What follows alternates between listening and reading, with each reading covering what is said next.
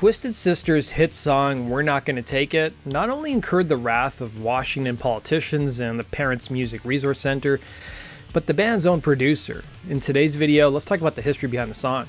Hailing from New Jersey, Twisted Sister would cut their teeth as a covers band, playing clubs in the 70s. Even before they landed a major recording contract, they gained a pretty sizable following and were playing some pretty big venues.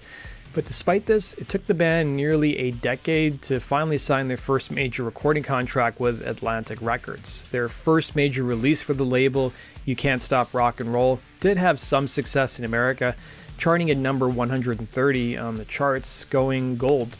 But the band would have a warmer reception across the pond in the UK, where it peaked at number 14. For their subsequent album, Stay Hungry, Atlantic president Doug Morris wanted to break the band in America, and so he personally called Tom Werman to produce the album.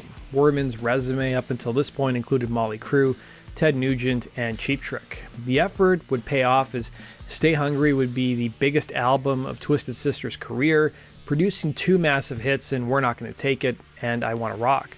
Frontman Dee Snider would tell NPR where the inspiration for the song came from, recalling, "I wanted to write an anthem. I'm from the Alice Cooper school of School's Out, I'm 18, you know. And Alice was very big on these anthemic songs, so I wanted to write an anthem for the audience to raise their fists in the air in righteous anger."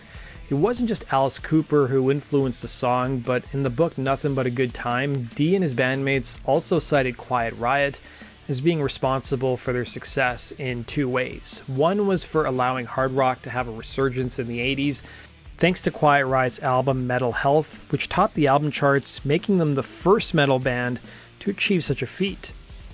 The other was that Quiet Riot's cover of the Slade track Come On Feel the Noise influenced how Twisted Sister approached the song.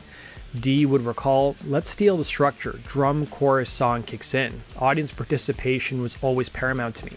He would admit in a separate interview to Boom 97.3 he had written the hook for the song in 1980 before the band even landed a major recording contract, but he had trouble finishing it, at least initially. But there was another piece of the puzzle, as Dee revealed in this interview. The song came out, I was driving in a car with a buddy of mine, another musician, and we were talking about songs that had borrowed from other songs. We were going through a bunch of songs that it had borrowed liberally, and he said, well, and of course, We're Not Gonna Take It is O Come All Ye Faithful.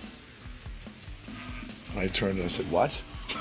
And he said, We're Not Gonna Take It is O Come All Ye Faithful. And I was like, what are you talking about? He goes, dude, you didn't know that?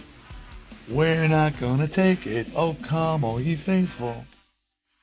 I was like, thank God. Because I sang in the church choir till I was 19 years old, so it had sort of absorbed into my system. So I do owe my church choir history the success of Twisted Sister. And so kids, go to church. But recording Stay Hungry was an uphill battle. Dee would add in the same book, "Let it be known that when we were doing Stay Hungry, I was in the studio fighting every day with Tom Werman to keep him from killing my band." Snider would add that he had to beg the producer to let the band record We're Not Gonna Take It. Guitarist JJ French would add, "Tom didn't like some of the songs that Dee wrote and wanted us to do Saxon songs." But Werman would push back against these assertions, stating in the same book that producers are simply an employee of the band and cannot stop a group from recording certain songs. We're Not Gonna Take It would be sent up to radio stations as Stay Hungry's first single. The video wouldn't show up on MTV until weeks later, and according to Dee, about 145 radio stations added the song initially, and it got some airplay.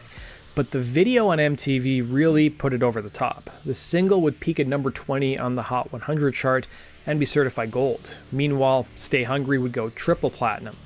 Directing the music video would be Marty Kalner, who at this point in his career had worked with HBO doing a variety of music and comedy specials. Because of the director's musical and comedy background, he would claim that Atlantic Records thought he'd be a perfect fit for shooting the video.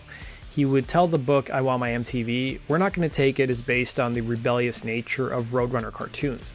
I wrote the spoken word part at the beginning, and we cast Mark Metcalf, who had just come from a hot movie, Animal House. According to Snider, in the same book, it was him and his brothers who were huge fans of the movie and were always quoting it. They were surprised to learn, though, that for only $2,000 and a round-trip bus ticket, Metcalf agreed to be in the video. Normally a band would send a PA to pick him up, but since D was such a huge fan, he went to the bus station himself and met the actor. However, when MTV initially received the video for We're Not Gonna Take It, they almost cut out the rant at the beginning because, according to Snyder, MTV's reaction was, and I quote, "This isn't a rock video, it's method acting." While the song would become a timeless classic, critics weren't exactly fans of the song initially, with Snyder telling NPR, one review of We're Not Gonna Take It simply read, and I quote, "What? From whom?" Of course, the song got singled out by the Parents Music Resource Center, a well-connected group of so-called concerned parents who questioned the impact that music was having on America's youth. They rallied against music that was perceived as being violent, sexual, or containing drug themes. They would come up with a list known as the Filthy 15 that contained objectionable songs in their eyes, and one of those songs was Twisted Sister's We're Not Gonna Take It. They claimed the song's video promoted violence against adults. Then on September 19th, 1985, representatives from both the PMRC and the music industry, including D. Snyder, testified in front of the Senate Committee on Commerce, Science, and Transportation. Here's a summary of what D said at those hearings. Target of accusations from the presumably responsible PMRC.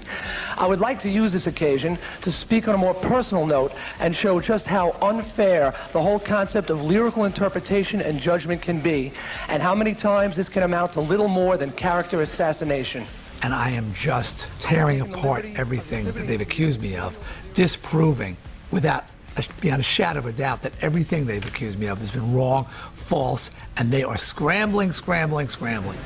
That concludes today's video, guys. Thanks for watching. As always, if you have suggestions for future topics, let me know in the comments section below, and we'll see you again on Rock and Roll Stories 2. Take care.